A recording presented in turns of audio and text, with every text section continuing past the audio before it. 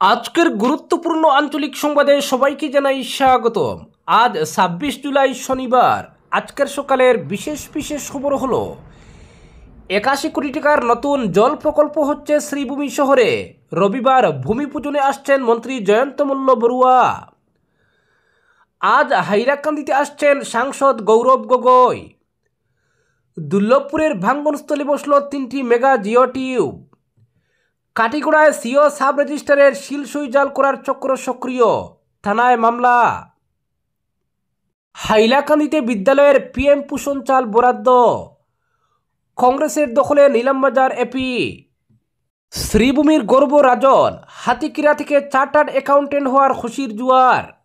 Senior faculty ছাড়া কলেজে সমস্যা হয়, সিদ্ধান্তে অটল শিক্ষামন্ত্রীও। নতুন করে খোলা সব কলেজে অবসরপ্রাপ্ত শিক্ষক নিয়োগের সিদ্ধান্ত। শপথ নিলেন গুরুচরণ বিশ্ববিদ্যালয়ের উপাচার্য অধ্যাপক নিরঞ্জন রায়। এবং সর্বশেষ খবরটি হল পয়লাপুরে বাজেয়াপ্ত প্রচুর বিয়ার, ধৃত ২। এবারে শুনুন বিস্তারিত খবর। শ্রীভূমি শহরের জনগণের পানীয় জলের দুর্ভোগ মোচনে রবিবার নতুন পানীয় জল প্ল্যান্টের শিলান্যাস ও ভূমি পূজন অনুষ্ঠান হবে। লঙ্গাই পানীয় জল সরবরাহ প্ল্যান্টে নতুন প্রকল্পের শিলান্যাস সহ ভূমি পূজন করবেন রাজ্যের জনস্বাস্থ্য কারিগরি মন্ত্রী জয়ন্ত মল্ল বড়ুয়া। জেলা বিজেপি কার্যালয়ে এক সাংবাদিক বৈঠকে একথা জানান জেলা সভাপতি সঞ্জীব বণিক। তিনি বলেন, শহরের জনগণের দীর্ঘদিনের দাবি পূরণের পাশাপাশি পানীয় জলের সমস্যার সমাধানে রাজ্য সরকারের এটা একটা গুরুত্বপূর্ণ পদক্ষেপ। প্রাক্তন সাংসদ মিশন রঞ্জন দাস বলেন, তিনি বিধায়ক থাকা অবস্থায় শিববাড়ি রোডে পৌরসভার জমিতে একটি পানীয় জলের ট্যাঙ্ক তৈরি হয়েছিল, আর লঙ্গাই জল সরবরাহ প্ল্যান্ট 60-এর দশকের তৈরি। তার উদ্যোগে কিছু মেরামত হলেও একটি নতুন প্রকল্প অত্যন্ত জরুরি ছিল। বলেন, প্রাক্তন মুখ্যমন্ত্রী সর্বানন্দ সোনোয়ালের আমলে ৮.৫ কোটি টাকার প্রস্তাব ছিল পানীয় জলের নতুন প্ল্যান্টের জন্য, কিন্তু ওই টাকা যথেষ্ট কম হবে ভেবে তখন আর নতুন প্ল্যান্টের উদ্যোগ নেওয়া হয়নি। তবে বর্তমান মুখ্যমন্ত্রী ডক্টর হিমন্ত বিশ্ব শর্মা শহরের জল সরবরাহ প্রকল্পের জন্য ৮১.18 কোটি টাকা মঞ্জুর করেছেন। এর ফলে শহরের নাগরিকদের পানীয় জলের সমস্যার সমাধান হবে বলে তিনি জানান। প্রাক্তন জেলা সভাপতি সুব্রত বলেন, উত্তর করিমগঞ্জের এই প্রকল্পের জন্য বার কয়েক মুখ্যমন্ত্রীর কাছে দাবি রেখেছেন। দিল্লিতে আসাম হাউসের তৎকালীন বিধায়ক বর্তমান মন্ত্রী কৌশিক রায়, কৃষ্ণেন্দু পাল ও মিশন রঞ্জন দাস সহযোগে মুখ্যমন্ত্রীর সঙ্গে সাক্ষাৎ করে পানীয় জলের প্রকল্প তৈরির দাবি জানান। এরপর শিলচরে ক্যাবিনেট বৈঠকের দ্বিতীয় দিন মুখ্যমন্ত্রী পানীয় জল প্রকল্প তৈরির জন্য অর্থ মঞ্জুরের ঘোষণা করেন। তিনি মুখ্যমন্ত্রীর প্রতি কৃতজ্ঞতা প্রকাশ করে বলেন, মঞ্জুরিকৃত অর্থরাশি দিয়ে 5টি ওভারহেড ট্যাঙ্ক শহরের 5টি স্থানে তৈরি হবে। জল সরবরাহের পাইপলাইন নতুন করে বসবে। পরবর্তী খবর, আজ হাইলাকান্দি আসছেন গৌরব গগৈ। গুচ্ছ কর্মসূচি নিয়ে আজ প্রদেশ কংগ্রেসের সভাপতি তথা লোকসভার বিরোধী দলের উপদল নেতা গৌরব গগৈ হাইলাকান্দি আসছেন। তিনি আজ হাইলাকান্দি এসে পৌঁছবেন। বেলা ১:৩০টায় শিলচর বিমানবন্দর থেকে হাইলাকান্দির উদ্দেশ্যে রওনা দেবেন গৌরব। এরপর হাইলাকান্দি পৌঁছে একে একে এই জেলার কয়েকটি বুথে আমাদের বুথ আমাদের দাবি শীর্ষক কার্যসূচিতে অংশ নেবেন। পরে সন্ধ্যা 6:30টায় হাইলাকান্দি শহর সংলগ্ন নারায়ণপুরের চৌরঙ্গি বাইপাসে এক জনসভায় অংশ নেবেন গগৈ। এই জনসভায় গৌরব গগৈর সঙ্গে হাইলাকান্দি জেলা কংগ্রেসের সভাপতি ইশাক আলী বড়ভূইয়া সহ অন্যান্য নেতৃবৃন্দ উপস্থিত থাকবেন। পরদিন রবিবার প্রদেশ কংগ্রেস সভাপতি গৌরব গগৈ হাইলাকান্দির গ্রিনউড রিসোর্টে সাংবাদিকদের সঙ্গে এক বার্তালাপে মিলিত হবেন। এরপর হাইলাকান্দির বিশিষ্ট প্রবীণ নাগরিকদের সঙ্গেও মিলিত হবেন তিনি। তারপর তিনি শিলচরের উদ্দেশ্যে রওনা হবেন। গৌরব গগৈর এই সফর ঘিরে হাইলাকান্দি জেলা কংগ্রেসের জোর প্রস্তুতি চলছে। হাইলাকান্দি জেলা পরিষদের বোর্ড গঠনের মুখে প্রদেশ সভাপতির এই সফরকে বিশেষ গুরুত্বপূর্ণ বলে রাজনৈতিক মহল মনে করছে। পরবর্তী খবর, দুর্লভপুরের ভাঙ্গনস্থলে বসল 3টি মেগা জিও টিউব। শ্রীভূমি জেলার প্রধান 3টি নদীর ভেঙে যাওয়া ছোট বড় 9টির মধ্যে 8টি বাঁধ ইতিমধ্যে মেরামতির কাজ সম্পূর্ণ হয়েছে। শুধু দুর্লভপুরে লঙ্গাই নদীর ভেঙে যাওয়া বাঁধ মেরামতির কাজ জোর কদমে চালিয়ে যাওয়া হচ্ছে। ভাঙ্গনস্থলে ইতিমধ্যে 3টি মেগা জিও টিউব বসানো হয়েছে, শুধু মাটি ভরাটের কাজ বাকি রয়েছে। নদীতে জলস্ফীতি দেখা দিলে বিপদসীমার 2 মিটার উপরে বইলেও দুর্লভপুরের বাদ দিয়ে জনপদের জল ঢুকবে না, এমনই অবৈবাণী শোনালেন জল সম্পদ বিভাগের এক্সিকিউটিভ ইঞ্জিনিয়ার অসিত দেব। এদিকে জল সম্পদ বিভাগের এক্সিকিউটিভ ইঞ্জিনিয়ার অসিত দেব বিভাগীয় টেকনিক্যাল আধিকারিকদের নিয়ে শুক্রবার নির্মীয়মান সবকটি নদীবাঁধের কাজ সরেজমিনে খতিয়ে দেখেছেন। পরে তিনি সংবাদ মাধ্যমে জানান, বিভাগীয় মন্ত্রীর নির্দেশে এবং মন্ত্রী কৃষ্ণেন্দু পালের বিশেষ অনুরোধে শ্রীভূমি জেলার লঙ্গাই, সিংলা ও কুশিয়ারা নদীতে ভেঙে যাওয়া বাঁধগুলো মেরামত করতে সব ধরনের প্রচেষ্টা অব্যাহত রেখেছেন। লঙ্গাই, সিংলা ও কুশিয়ারা নদীর ভেঙে যাওয়া ছোট বড় প্রায় 9টির মধ্যে 8টি বাঁধ মেরামতির কাজ ইতিমধ্যে সম্পন্ন হয়েছে। পাতারকান্দি ফরেস্ট রেঞ্জের পাশে ভেঙে যাওয়া প্রায় 40 মিটার বাঁধ, কচুবাড়িতে প্রায় 1000 মিটার বাঁধ, পেচারঘাটে প্রায় 250 মিটার বাঁধ, মুরাদপুরে প্রায় 300 মিটার বাঁধ জিওব্যাগের সঙ্গে মাটি দিয়ে মজবুত আকারে মেরামতের কাজ শেষ করে ফেলেছেন। পারুগাঁও ইসাগঞ্জের চেংজুর পারে ভেঙে যাওয়া বাঁধটি মেগা জিও টিউবের সঙ্গে মাটি দিয়ে মেরামতি করা হয়েছে। সিংলা নদীর 5 ডালিতে ভেঙে যাওয়া বাঁধটি মাটি দিয়ে মেরামত করা হয়েছে। দেওলাখালের বেশ কটি ছোট বড় বাঁধ ইতিমধ্যে মেরামতি করা হয়েছে। তাছাড়া বরাক নদীর কান্দিগ্রামে ভেঙে যাওয়া প্রায় 1000 মিটার বাঁধ জিওব্যাগ সহ মাটি দিয়েই মজবুত আকারে মেরামতির কাজ ইতিমধ্যে সম্পূর্ণ করা হয়েছে। তবে লঙ্গাই নদীর দুর্লভপুরে ভেঙে যাওয়া বাঁধটি মেরামত করতে জোর তৎপরতা চালিয়ে যাওয়া হচ্ছে। এখানে ভেঙে যাওয়া বাঁধটির গভীরতা খুব বেশি। ইতিমধ্যে 3টি মেগা জিও টিউব বসানো হয়েছে, পাশাপাশি জিওব্যাগও বসানো হয়েছে। বালির সমস্যা থাকলেও বেশ কষ্ট করে মেগা জিও টিউবের ভিতরে বালি বোঝাই করার কাজ শেষ হয়েছে।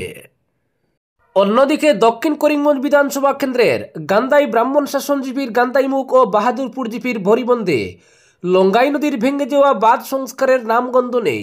এই দুটি জায়গায় ভাঙ্গা বাঁধ দিয়ে গত বছর ও চলতি বছরে ভয়াবহ বন্যার সৃষ্টি হয় দক্ষিণ করিমগঞ্জ সহ গোটা জেলায়। এতে হাজার হাজার কৃষক ক্ষতিগ্রস্ত হন। দুটি জায়গার বাঁধ সংস্কারে তেমন ইতিবাচক পদক্ষেপ না নেওয়ায় এসবের খেসারত গুনতে হচ্ছে সীমান্ত জেলার সাধারণ গরিব কৃষকদের। মন্ত্রী পীযূষ হাজারিকা প্রশাসনিক ও বিভাগীয় আধিকারিকদের সঙ্গে নিয়ে গত বছর বন্যার সময় গান্দাইমুখে ভেঙে যাওয়া বাঁধ পরিদর্শন করে 3 মাসের মধ্যে মেরামতের আশ্বাস দিলেও কাজের কাজ কিছুই হয়নি। আর এতেই 2 বছর ধরে ভাঙ্গা বাঁধ দিয়েই লঙ্গাই নদীর জল ঢুকে পরপর বিধ্বংসী বন্যায় গোটা দক্ষিণ করিমগঞ্জের জনগণকে সর্বশান্ত করেছে। পরবর্তী খবর, সাব রেজিস্ট্রার এবং সার্কল অফিসারের সিল সই জাল করে তৈরি হচ্ছে জমি ক্রয় বিক্রয় সহ বিভিন্ন ধরনের সরকারি নথি। এমনই এক ভয়ঙ্কর জালিয়াতি কাণ্ড সামনে এলো কাটিগড়ায়। বিষয়টি সামনে আসতেই নড়ে চড়ে বসেছেন সাব রেজিস্ট্রার। কাটিগড়া থানায় দায়ের করা হয়েছে এজাহার। গুমড়া খেলমা চতুর্থ খণ্ডের খালেদ আহমেদ বড়বুইয়া নামের এক যুবকের নেতৃত্বেই ভয়ঙ্কর এই জালিয়াতি কাণ্ড সংঘটিত হয় বলে অভিযোগ। অভিযুক্ত যুবকের পিতা কাটিগড়া সাব রেজিস্ট্রার অফিসের মুহুরি বলে খবর। জমি ক্রয় বিক্রয়ের ভুয়ো দলিল প্রস্তুত হচ্ছে কাটিগড়ায়। শুধু জমি ক্রয় বিক্রয়ের নথি নয়, সাব রেজিস্ট্রার এবং সার্কল অফিসারের সিল সই জাল করে প্রস্তুত করা হচ্ছে আরও বহু নথিপত্র। অত্যন্ত ভয়ঙ্কর এমনই এক ঘটনা সামনে আসতেই রীতিমতো হইচই পড়ে গেছে কাটিগড়ায়। বিষয়টি নজরে আসতেই নড়ে চড়ে বসেছেন সাব রেজিস্ট্রার জসিমউদ্দিন আহমেদ। কাটিগড়া থানায় দায়ের করেছেন এজাহার। এতে গুমড়ার খেলমা চতুর্থ খণ্ডের খালেদ আহমেদ বড়বুইয়া নামের এক যুবককে অভিযুক্ত করা হয়েছে। অভিযোগ মতে জমি ক্রয় বিক্রয় সহ অন্যান্য ভুয়ো নথিপত্র প্রস্তুত করার নাটের গুরু ওই যুবক। সাব রেজিস্ট্রার এবং সার্কল অফিসারের সিল সই জাল করে বিভিন্ন ধরনের সরকারি নথিপত্র প্রস্তুত করা হয়েছে। সবচেয়ে ভয়ঙ্কর ব্যাপার হলো জমি ক্রয় বিক্রয়ের জাল দলিল প্রস্তুত করার মতো কাণ্ড করেছে ওই অভিযুক্ত। সার্কল অফিসারের মতো আধিকারিকদের সিল সই জাল করে প্রস্তুত করা হয়েছে জমি জমা সংক্রান্ত নানা নথিপত্র। ঘটনার সত্যতা স্বীকার করেছেন সাব রেজিস্ট্রার জসিমউদ্দিন আহমেদ। শুক্রবার দুপুরে সংবাদ মাধ্যমকে তিনি জানান, দীর্ঘদিন থেকে একাংশ বহিরাগত লোক ভুয়ো নথিপত্র প্রস্তুত করে আসছিলেন। নন ইনকামবেন্ট সার্টিফিকেটের জন্য একজন লোক আবেদন করার পর বিষয়টি তার নজরে আসে। এই সার্টিফিকেটের জন্য আবেদন করার সময় জমি ক্রয় বিক্রয়ের দলিল, পজিশন সার্টিফিকেট সহ বিভিন্ন নথিপত্র সঙ্গে দেওয়ার নিয়ম। ফলে নিয়ম মেনে আবেদনকারী ব্যক্তি এসব নথিপত্র জমা করেন। আর এই নথিপত্র খতিয়ে দেখতে গেলে ভুয়ো জমির দলিলের বিষয়টি নজরে আসে। দেখা যায় আবেদনের সঙ্গে জমা দেওয়া জমির দলিল সহ সব নথিপত্র ভুয়ো। অফিস রেকর্ডের সঙ্গে সংশ্লিষ্ট নথিপত্রের কোনো মিল নেই। সব কিছু ভালো করে খতিয়ে দেখার পর নজরে আসে সাব রেজিস্ট্রারের সিল সই সব কিছু জালিয়াতি করে ওইসব নথিপত্র প্রস্তুত করা হয়েছে। তার কথায় শুধু সাব রেজিস্ট্রার নন, সার্কল অফিসারের সিল সই জাল করেও বিভিন্ন ধরনের নথিপত্র প্রস্তুত করেছেন ওই যুবক। বিষয়টি নিশ্চিত হওয়ার পর এ নিয়ে কাঠিগড়া থানায় খালেদ আহমেদ ভূঁইয়াকে অভিযুক্ত করে এজাহার জমা দিয়েছেন তিনি, জানান সাব রেজিস্ট্রার জসিমউদ্দিন আহমেদ। তিনি জানান অভিযুক্ত যুবক সাব রেজিস্ট্রার অফিসের তালিকাভুক্ত কোনো মুহুরি নন, অফিসের কোনো মুহুরি এই ঘটনার সঙ্গে জড়িতও নন। অন্য এক সূত্র জানায় অভিযুক্ত যুবক সাব রেজিস্ট্রার অফিসের তালিকাভুক্ত মুহুরি আব্দুল মতিনের পুত্র। সরকারি আধিকারিকের সিল সই জাল করে জমির দলিল সহ বিভিন্ন নথিপত্র প্রস্তুত করার ক্ষেত্রে সিদ্ধহস্ত খালেদ। সন্ধ্যায় সার্কল অফিসার ডক্টর রবার্ট টুলর জানান বিষয়টি সেলফোনে তাকে জানিয়েছেন সাব রেজিস্ট্রার। এদিন তিনি অফিসে না যাওয়ায় নথিপত্রগুলো খতিয়ে দেখা সম্ভব হয়নি। ফলে জাল সিল সইয়ের মাধ্যমে সার্কল অফিসের কোন কোন নথিপত্র প্রস্তুত করা হয়েছে তা বলতে পারছেন না তিনি। প্রশ্ন হলো, ভুয়ো নথিপত্র প্রস্তুত করার এই প্রক্রিয়া ঠিক কতদিন থেকে চালিয়ে আসছে অভিযুক্ত খালেদ? এই ঘটনার সঙ্গে তার সাব রেজিস্ট্রার অফিসের মুহুরি পিতা আব্দুল মতিন জড়িত কিনা, ঠিক কতজন জমি ক্রেতা কিংবা বিক্রেতা এই ঘটনার শিকার হয়েছেন তা এখনো অন্ধকারের মধ্যে রয়েছে। পরবর্তী খবর, হাইলাকান্দিতে বিদ্যালয়ের পিএম পোষণ চাল বরাদ্দ। হাইলাকান্দি জেলার বিদ্যালয়গুলির ছাত্রছাত্রীদের পিএম পোষণের জুলাই, আগস্ট এবং সেপ্টেম্বর মাসের চাল বরাদ্দ করা হয়েছে। জেলা কমিশনারের পৃথক পৃথক 3টি আদেশে জেলার ছাত্রছাত্রীদের জন্য 3টি পর্যায়ে এই বরাদ্দ ঘোষণা করা হয়েছে। প্রথম শ্রেণী থেকে পঞ্চম শ্রেণী পর্যন্ত 58,863 জন ছাত্রছাত্রীর জন্য 2577 কুইন্টাল চাল বরাদ্দ করা হয়েছে।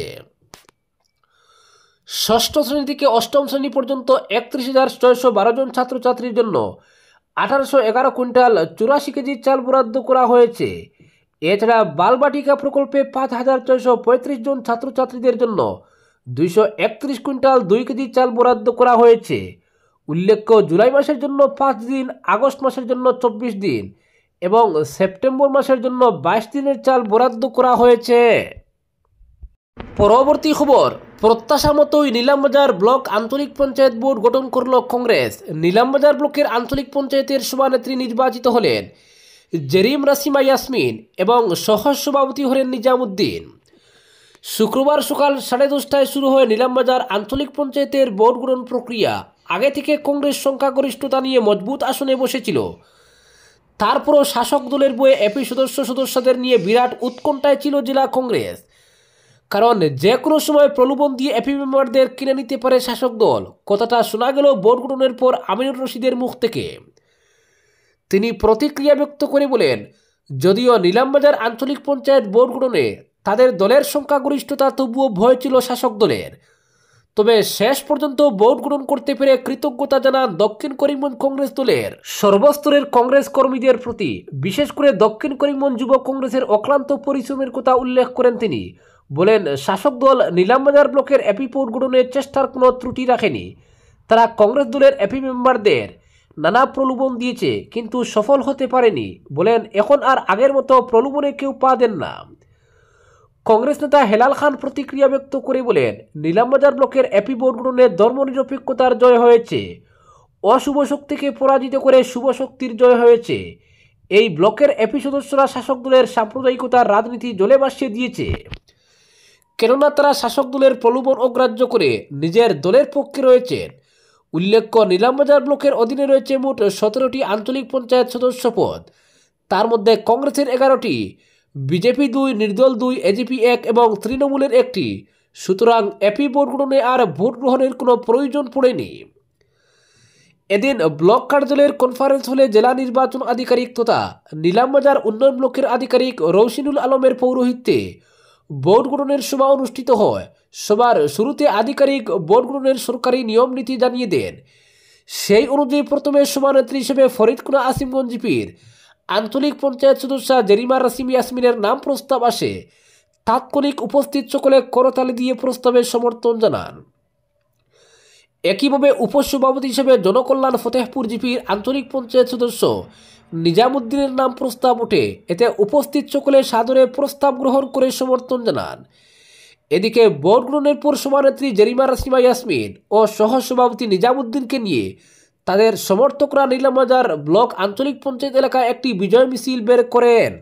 আজকের বিশেষ সংবাদ এখানেই সমাপ্ত।